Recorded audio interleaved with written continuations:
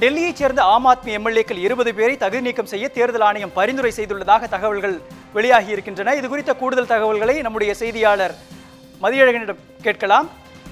மதி, தற்பொழுது ஆம் ஆத்மி எம்எல்ஏக்கள் தகுதி நீக்கம் தொடர்பாக தேர்தல் ஆணையம் எந்த முகாந்திரத்தின் அடிப்படையில் பரிந்துரை செய்துள்ளது? இது குறித்த விரிவான தகவல்களை பதிவு செய்யுங்கள்.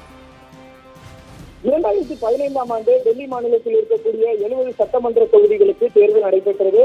அந்த தேர்தலில் மொத்தம் இருக்கக்கூடிய 70 தொகுதிகளில் 67 தொகுதிகளை ஆம் ஆத்மி கட்சி வெற்றி பெற்று ஒரு அபார வெற்றியை பெற்றது. அதனைத் தொடர்ந்து மொத்தம் 67 எம்எல்ஏக்களில் 20 எம்எல்ஏக்கள் சட்டப்பேரவை செயலாளர்கள் உள்ளிட்ட பல்வேறு பதவிகளில் நியமிக்கப்பட்டார்கள். அதற்கு அவர்களுக்கு மாதம் மாதம் ஊதியம் மற்றும் அமைச்சர்கள் வழங்கப்படக்கூடிய சலுகைகள், அதாவது அலுவலகங்கள், கார்கள் வசதி உள்ளிட்டவை செய்து கொடுக்கப்பட்டன. இதனை எதிர்த்து பிரசாந்த் பட்டேல் என்பவர் இந்திய தலைமை தேர்தல் ஆணையத்தில் புகார் அளித்திருந்தார். அதாவது எம்எல்ஏக்களை பொறுத்தவரைக்கும் அவர்கள் மற்ற பணிகள், அதாவது சட்டமன்ற செயலாளர்கள் உள்ளிட்ட பல்வேறு பணிகளில் அவர்கள் அமர்த்தப்பட்டிருக்கிறார்கள்.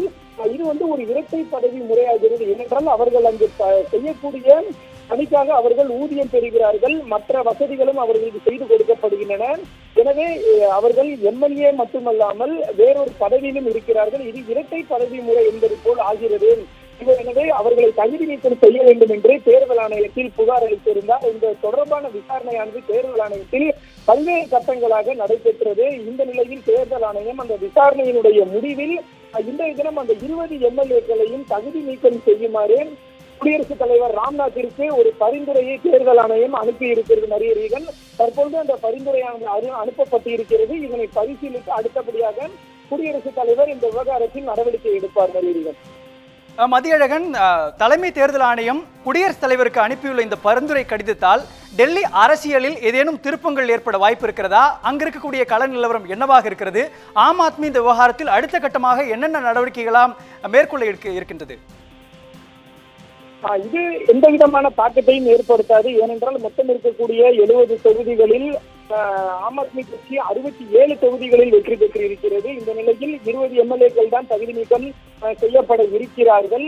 தற்போது இது பரிந்துரை தான் வழங்கப்பட்டு இருக்கிறது. இதனை ஏற்றுக்கொண்டு குடியரசுத் தலைவர் என்ன மாதிரி நடவடிக்கைகளை எடுக்கப் போகிறார் என்பதை நாம் பொறுத்திருந்துதான் பார்க்க வேண்டும். ஒருவேளை குடியரசுத் தலைவர் இந்த 20 எம்எல்ஏக்களையும் தகுதி நீக்கம் செய்ய உத்தரவிட்டால் கூட மீதம் அவர்களுக்கு 47 உறுப்பினர்கள் இருப்பார்கள். 47 உறுப்பினர்கள் என்பது அவர்கள் ஆம் ஆத்மி அரசுக்கான பெரும்பான்மையின் தேவையை விட 10க்கும் மேற்பட்ட எம்எல்ஏக்களுடைய எண்ணிக்கை பெரும்பான்மைக்கான தேவையை விட அதிகமாக தான் இருக்கிறது. எனவே இந்த தகுதி நீக்கத்தால் ஆம் ஆத்மி அரசிற்கு எந்த விதமான நெருக்கடிகளோ அல்லது ஆட்சி கவிழ்வதற்கான வாய்ப்புகளோ எதுவும் கிடையாது.